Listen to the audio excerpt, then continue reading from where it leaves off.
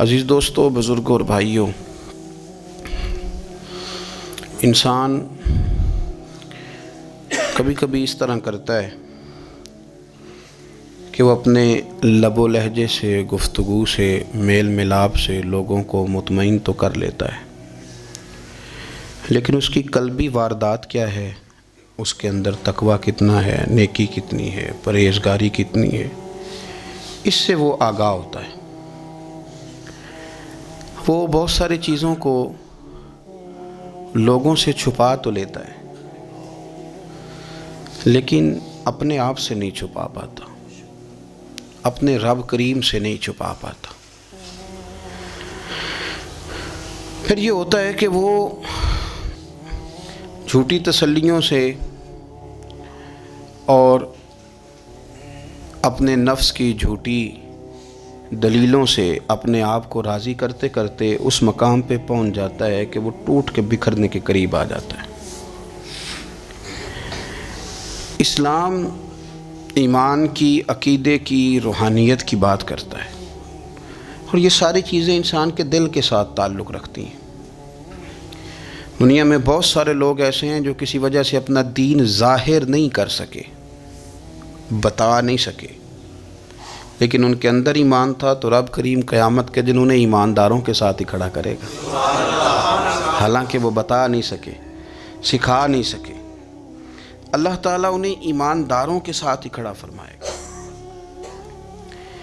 تو یاد رکھنے کی بات یہ ہے، سمجھنے کی بات یہ ہے کہ اپنی قلبی واردات پر، اپنے دل پر، اپنے باطن کی کیفیات پر نظر رکھی جائے، اور جتنی کمزوریاں اور کوتاہیاں ہیں ان سے اپنے آپ کو بچایا جائے، اور بہت ساری ایسی چیزیں جو نقصان کا باعث ہیں، ہم کہہ کے اپنے آپ کو مطمئن تو کر رہے ہیں لیکن ہمارے دل کو، روح کو نقصان دے رہی ہیں، ان سے بچا جائے۔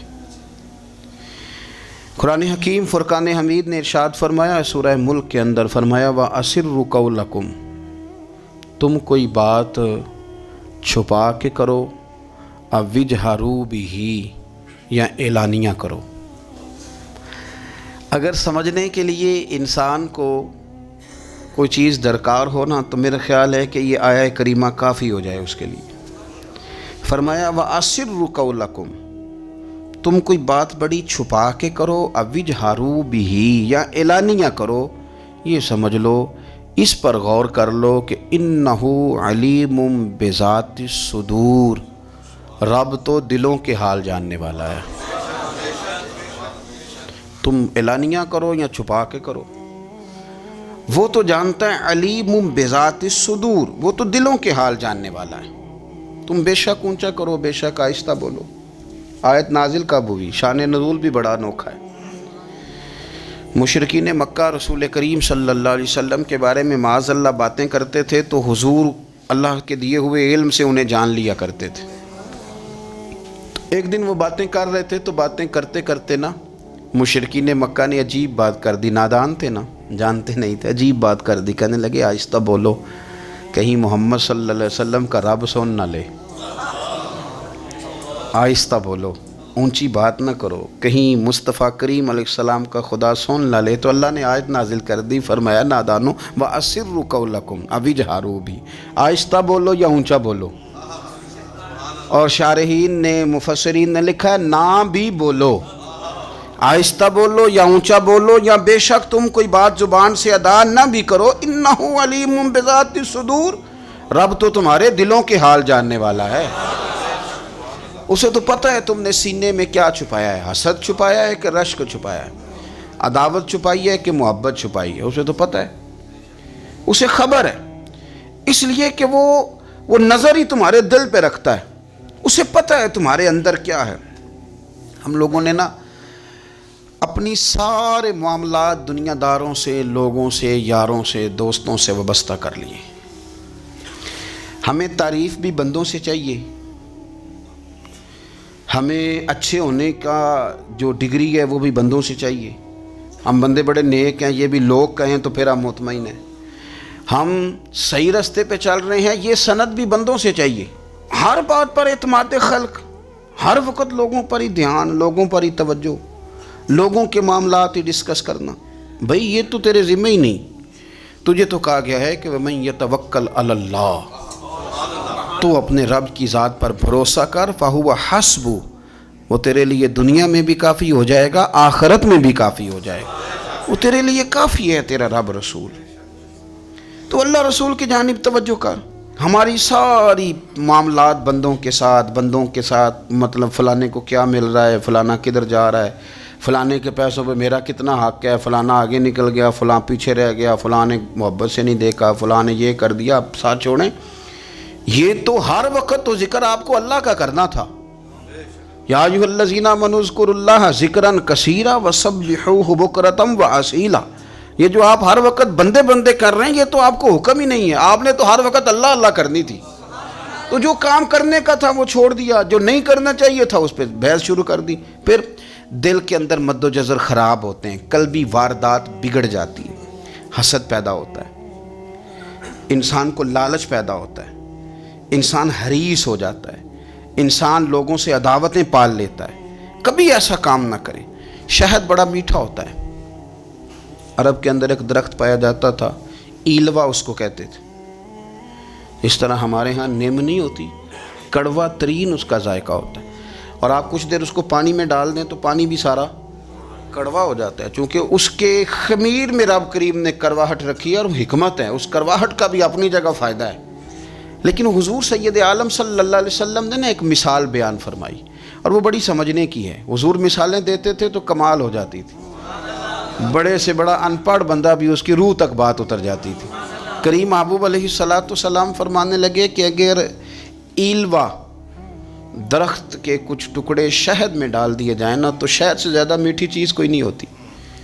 تو حضور فرماتے ہیں کہ وہ ایلوا کا درخت جو ہے وہ شہد کو بھی بگاڑ دیتا ہے، اس میں کرواہٹ پیدا کر دیتا ہے، حالانکہ وہ بڑا میٹھا تھا، اپنی جگہ اس کی مٹھاس میں کوئی کسی قسم کی کمی نہیں تھی، لیکن وہ ایلوا کے درخت نے اسے بگاڑ دیا۔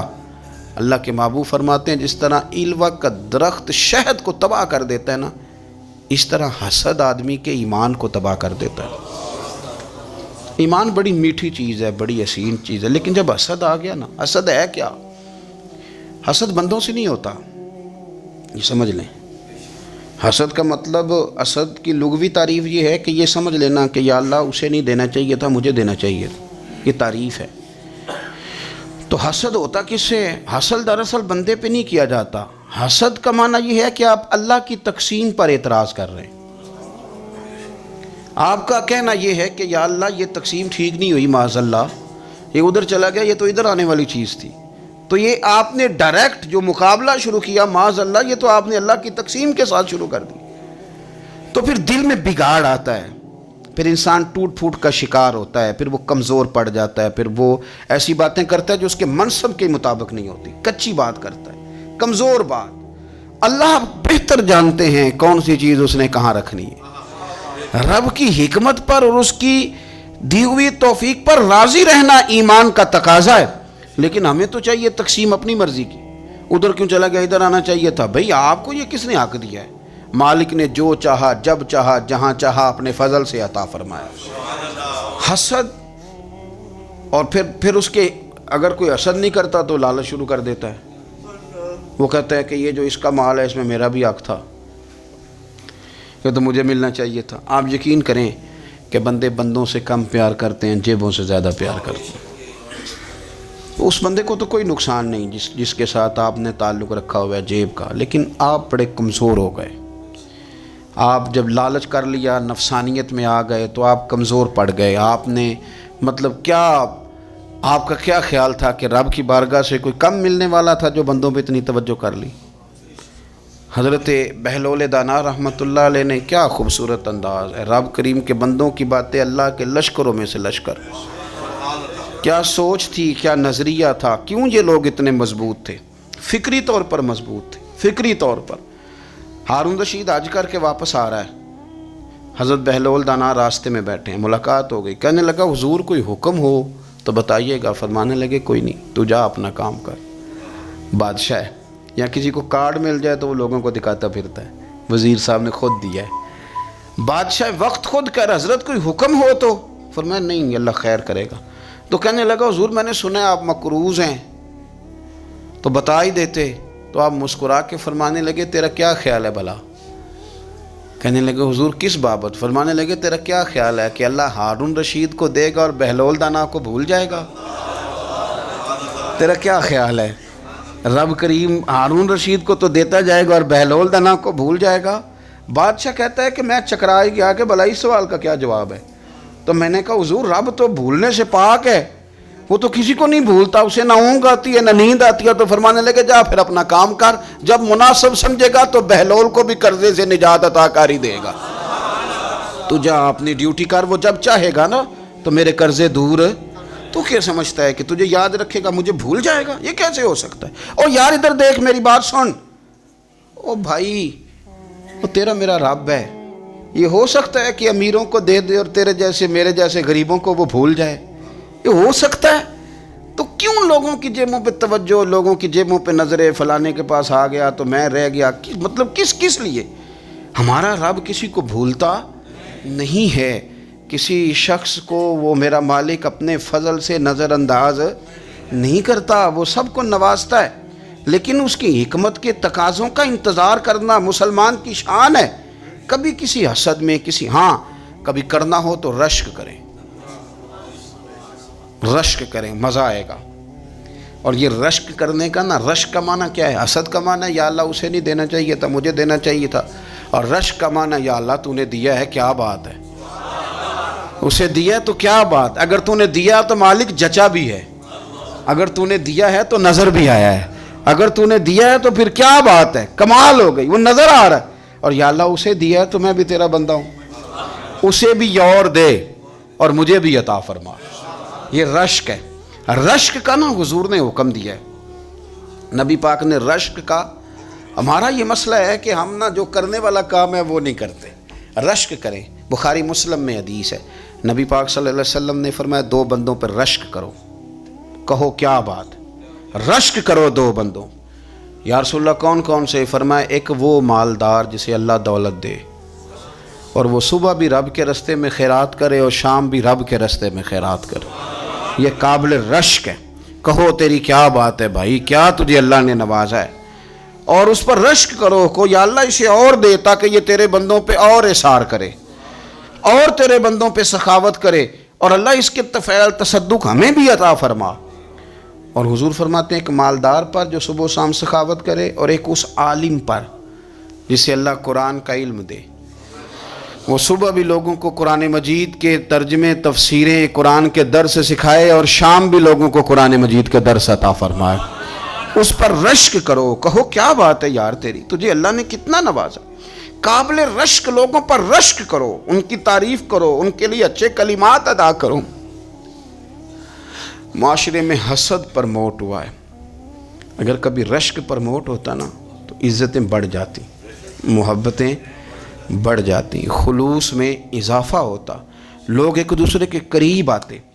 ہم نے کسی فضیلت والے کی فضیلت کو تسلیم کرنے سے انکار کر دیا، ہم نے کسی بڑائی والے کی بڑائی کو تسلیم کرنے سے انکار کر دیا، ہم نے حسد کیا، ہم نے لالچ کیا، ہم حریص ہوئے۔ اس کا نقصان یہ ہوا کہ لوگ ایک دوسرے کے پاس رہتے ہوئے پاس نہیں رہتے، ایک دوسرے کے ساتھ وقت گزار رہے ہوتے ہیں لیکن ان کے بارے میں رویے ان کے سخت ہوتے ہیں، لب و لہجہ تلخ ہوتا ہے، جب وہ کسی کے بارے میں بے لاگ تبصرہ پوچھا جائے تو غلط باتیں کرتے۔ رشک کریں، دیکھیں نا حضرت ابوبکر صدیق رضی اللہ، حضرت عمر فاروق رضی اللہ، ساری زندگی دوڑ لگی رہی۔ حضرت عمر کہتے ہیں میں نے ساری زندگی دوڑ لگائی ہے کہ ابو بکر سے آگے گزر گئے، لیکن یہ دوڑ حسد والی نہیں، یہ رشک والی۔ فرماتے میرا دل کرتا تھا کہ میں نیکیوں میں ابو بکر سے آگے گزر جاؤں، حضور کے عشق میں ابو بکر سے آگے گزر جاؤں، نبی پاک علیہ السلام کی اولاد کی محبت میں ابو بکر سے آگے گزر جاؤں، میں نا خیر کے کاموں میں آگے گزروں۔ کہتے میرا ساری زندگی رشک کا رشتہ رہا، یہ رشتہ شاندار ہے، اس پر عمل کریں، اس پر توجہ کریں، بجائے اس کے کہ یہ کہنا کہ استاد جی کا فلانے سے زیادہ پیار ہے۔ پیار کی وجوہات تلاش کر، مرشد فلانے پہ نظر رکھتے ہیں تو میرے بھائی وہ نوٹوں کی وجہ سے نظر نہیں رکھتے، تو وجہ تو تلاش کرنا، وجہ کیا ہے، تو اپنے آپ کو اس طرح کا بنا، تو اس طرح کی کیفیات پیدا کر اپنے اندر۔ ہم کیا کرتے ہیں کہ رشک کرنے کی بجائے حسد کرتے ہیں۔ حسد نہیں کریں، اپنے آپ کو سنواریں، وہ رشک کی وجہ سے آپ سنوار سکتے ہیں۔ نبی پاک علیہ السلام کی پیاری زوجہ ام المومنین سیدہ عائشہ صدیقہ، بڑی شان ہے اس خاتون کی، بڑی عظمت ہے ان راہوں کے صدقے جن رستوں سے سیدہ پاک کی سواریاں گزرا کرتی۔ کیا درجہ اللہ نے دیا ہے سیدہ عائشہ صدیقہ کو، کہتی ہیں حضور کا وصال میری گود میں ہوا ہے۔ اور مولا علی شیر خدا فرماتے ہیں میں نے حضور کو سب سے زیادہ عائشہ صدیقہ سے پیار کرتے ہوئے دیکھا، اور عائشہ صدیقہ رضی اللہ تعالیٰ عنہ فرماتی ہیں میں نے حضور کو سب سے زیادہ فاطمہ الزہرا سے پیار کرتے تھے۔ یہ الگ ماحول ہے ان کا آپس میں۔ تو حضرت عائشہ صدیقہ اتنا بڑا مقام، لیکن وہ فرماتی ہیں میں نے ساری زندگی سیدہ خدیجۃ الکبریٰ پر رشک کیا۔ میں نے کہا کیا بات تھی اس خاتون کی جو وصال کر گئیں، لیکن شاید کو دن خالی جاتا ہو کہ مدینے والے ان کی وفاؤں کا ذکر نہ کرتے، شاید کوئی خالی دن جاتا۔ کہتی ہے میں نے اتنا قابل رشک ماحول نہیں دیکھا۔ ایک دن حضور گھر میں گوشت لائے اور مجھ سے فرمایا عائشہ گوشت پکاؤ، تو میں اسے صاف کرنے لگی تو حضور فرمانے لگے شوربہ ذرا زیادہ کرنا۔ تو میں نے عرض کی حضور کیا کچھ مہمان آئیں گے گھر میں؟ تو فرمایا نہیں عائشہ، مدینہ منورہ میں نا مجھے پتہ چلا ہے خدیجۃ الکبریٰ کی کچھ سہیلیاں آئی ہیں، تو شوربہ بنا، میں انہیں پہنچاؤں گا، خدیجہ کی سہیلیوں کو شوربہ زیادہ پکا ذرا۔ تو حضرت عائشہ صدیقہ کہتی ہے میں نے بڑے نرم لب و لہجے میں بڑی بنا سوار کے مسجع مکفہ چن کے جملے بات کی۔ میں نے عرض کی حضور سنا ہے وہ آپ سے 15 سال عمر میں بڑی تھیں، نکاح بھی پہلے ہو چکا تھا، اور بتاتے ہیں لوگ کہ بظاہر کوئی حسن و جمال بھی اس ماحول کا نہیں تھا۔ حضور اللہ نے آپ کو جوان اور خوبصورت بیویاں دی ہیں، پر میں جب بھی سنتی ہوں جناب خدیجہ کا ذکر ہی سنتی ہوں۔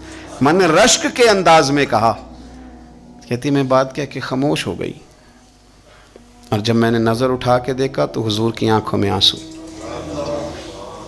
نبی پاک صلی اللہ علیہ وسلم کا یہ انداز دیکھا تو میں نے کہا حضور میں رب رسول کی بارگاہ میں توبہ کرتی ہوں، اب تو رو دیے۔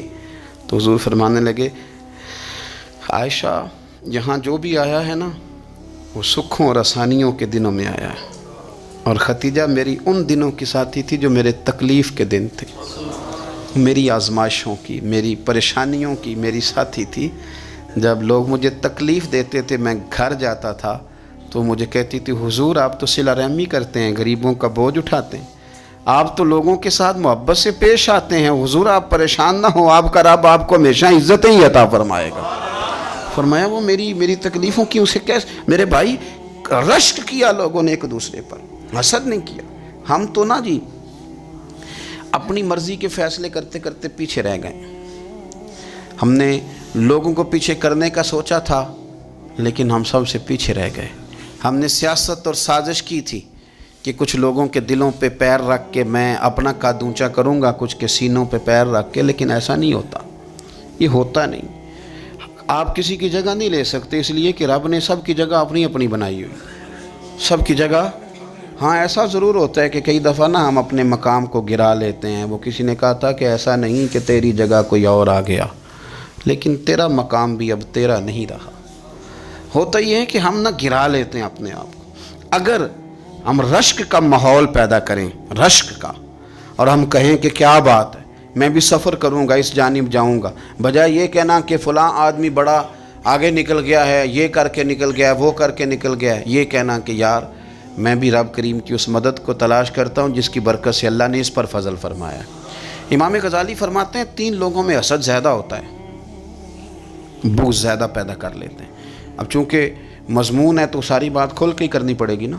فرماتے ہیں 3 لوگوں میں حسد، بڑے عہدے والوں میں حسد زیادہ ہوتا ہے۔ یعنی صوبائی وزیر کہتا ہے کہ حق میرا ویسے وفاقی وزیر کا تھا، اور وفاقی وزیر کہتا ہے کہ جتنا میرا تجربہ ہے نا مجھے بنایا وزیر اعظم ہی جاتا تو بات ٹھیک تھی۔ حسد زیادہ، بڑے عہدوں والوں میں حسد، اور امام غزالی فرماتے ہیں مالداروں میں حسد زیادہ ہوتا ہے۔ غریب نے غریب سے کیا جلنا ہے، جلنے کو شے ہی کوئی نہیں، کس سے جلیں گے؟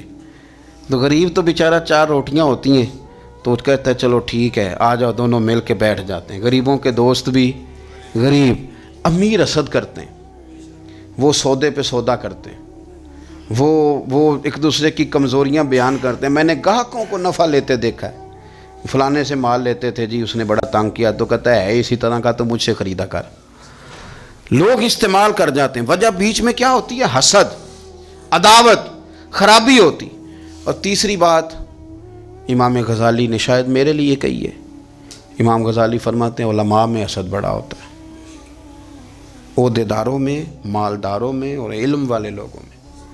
وہ بھی اللہ کی تقسیم پر راضی نہیں ہوتے, چونکہ وہ سمجھتے ہیں مجھے یہ لفظ آتے ہیں, میری قابلیت زیادہ ہے, میں زیادہ پڑھا لکھا ہوں, تو یہ منصب بھی میرا تھا, یہ کام بھی میرا تھا, یہ بھی میرے پاس ہونی چاہیے. ایسا نہیں ہوتا, یہ تو رب کریم کی عطا ہے.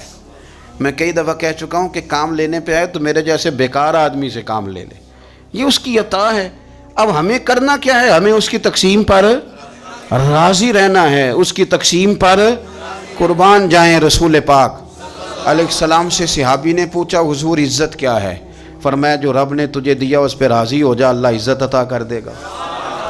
قناعت کر, جو اللہ نے تجھے دیا اس پر قناعت کر, اللہ تجھے عزت دے دے گا. حضور ذلت کیا ہے؟ فرمایا لوگوں سے لالچ نہ رکھنا, تو ذلیل ہو جائے گا.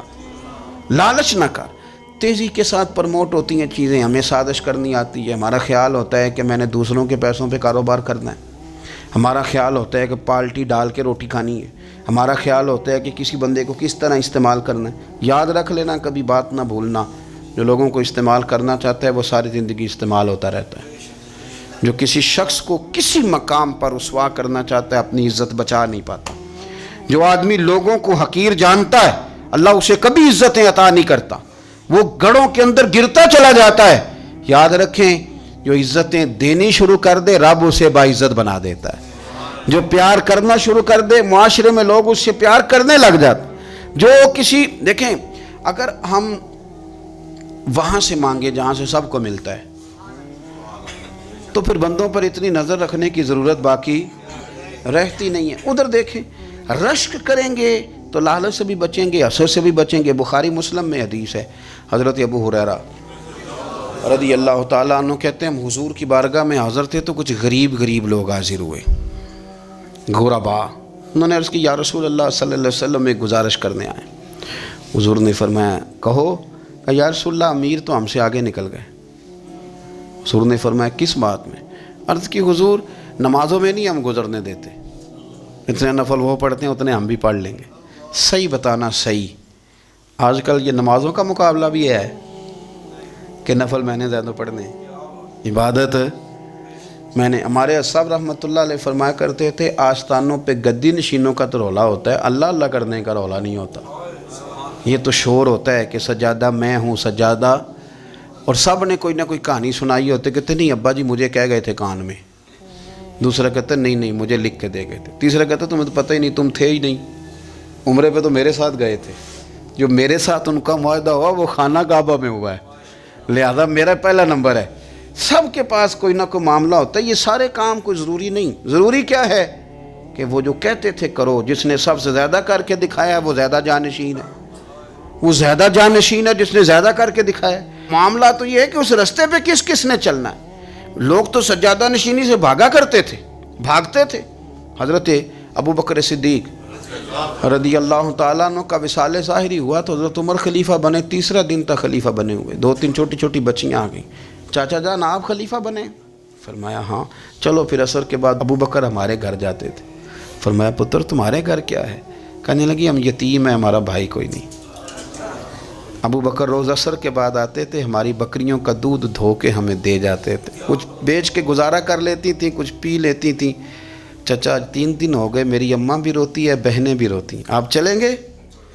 تو جناب سیدنا عمر فاروق کہتے ہیں میں نے دستار سر پہ رکھی اور پٹکا میں نے اپنے کندھے پہ رکھا, بیٹیاں آگے آگے میں پیچھے پیچھے روتے جا رہے ہیں. ایک صحابی نے پوچھا عمر کیوں رو رہے ہو؟ کہنے لگے یار یہ ابو بکر کتنا مشکل رستہ دے کے گیا, کتنا مشکل رستہ ہے اس کے طریقے پہ چلنا. یہ لوگ تو سجادہ نشینی اتنا کٹھن کام تھا, لوگ بھاگا کرتے تھے. شوق آ گیا. اب رسول کریم علیہ السلام کے حضور ناز حاضر ہو کے عرض کی حضور امیر آگے گزر گئے, نمازوں میں نہیں ہم گزرنے دیتے, ہم ان سے زیادہ پڑھیں گے. نفلوں میں نہیں گزرنے دیتے, زیادہ پڑھیں گے. یا رسول اللہ صلی اللہ تعالی علیہ وسلم ہم انہیں نا तिलावत कुरान पाक में नहीं आगे गुजरने देंगे, वो हम ज़्यादा पढ़ेंगे, लेकिन हुजूर वो मालदार हैं, ग़ुलाम आज़ाद करते हैं, सदकात करते हैं, खैरा, उसका हम क्या करें। हज़रत सैयदना अबू हुरैरा फरमाते हैं कि जवाब तो हुजूर ने बाद में देना था, पर जब उनका सवाल ख़त्म हुआ तो मैंने हुजूर का चेहरा नूर देखा तो रसूल पाक का चेहरा खुशी से खिलता हुआ मुझे नज़र आया। गोया ये जो रश्क है ना कि नेकी में आगे गुजरना, ये हुजूर को इतना पसंद आया कि उनके सवाल से हुजूर बड़े राज़ी हुए। करीम फरमाने लगे, हुजूर फरमाने लगे, मैं तुम्हें एक वजीफ़ा बताता हूँ, तुम वो पढ़ो, अमीर जितनी भी नेकियां करेंगे ना, अल्लाह तुम्हें उनके बराबर सवाब दे देगा। ले लो नुस्खा, ये करो काम। या रसूलल्लाह बताएं, फरमाए रात को ना 33 बार सुभान अल्लाह पढ़ा करो, 33 बार अल्हम्दुलिल्लाह पढ़ा करो, 34 बार अल्लाहु अकबर पढ़ा करो। अब जितनी भी नेकियां अमीर करेंगे ना, तुम्हारे वजीफ़े की बरकत से अल्लाह तुम्हें उनके बराबर सवाब अता कर दे। अब जनाब अबू हुरैरा कहते, मैंने उनके चेहरे देखे तो मुझे यूँ महसूस हुआ कि जिस तरह किसी बंदे की खोई हुई रकम मिल जाए तो वो राज़ी नहीं होता। खोई हुई रकम मिल जाए तो बड़ा जैसे कोई उसके हाथ, चलें अपना तर्जुमा कर लेते हैं, कमेटी निकलने पे नहीं बंदा बड़ा राज़ी होता कि 11 महीने से दे रहा था, 10 महीने से चलो निकल ही आई है, शुक्र है अल्लाह का। बड़ा खुश होता है बंदा, बड़ा राज़ी होता है। इस तरह उन लोगों के चेहरे खिल उठे। क्या बात है हुजूर, बस अब नहीं हम गुजरने देते। घर चले गए, वजीफ़े पढ़ने लगे। कुछ दिनों के बाद उनमें से कुछ लोग वापस आए। हज़रत अबू हुरैरा कहते हैं, मुझे चूँकि वो पुरानी बात याद थी तो मैं दिलचस्पी से उनका आना जाना देखने लगा। वो करीम की बारगाह में आके बैठे तो उनमें से एक शख्स बड़ी परेशानी के साथ कहने लगा, हुजूर बड़ी परेशानी लग गई। फरमाया क्या हुआ? अर्ज़ की, या रसूल अल्लाह सल्लल्लाहु अलैहि वसल्लम, वो जो आपने वजीफ़ा बताया था ना, मेरे कुछ पड़ोसी अमीर हैं, वो तो उन्होंने भी सुन लिया है। हुजूर रात मैंने सुना है, वो मालदार बंदा है, सदके खैरात भी बड़े करता है, ग़ुलाम भी बड़े आज़ाद करता है, पर वो भी सोते वक्त 33 बार सुभान अल्लाह पढ़ रहा था। वो तो उसने भी सुन लिया हुजूर, वो बात यहाँ से निकली है, जाने कहाँ कहाँ पहुँच गया, तो वो भी पढ़ रहा था, हुजूर अब क्या बनेगा? तो कहते हैं उसके सवाल पर भी मेरे हुजूर बड़े ही मुस्कुराए।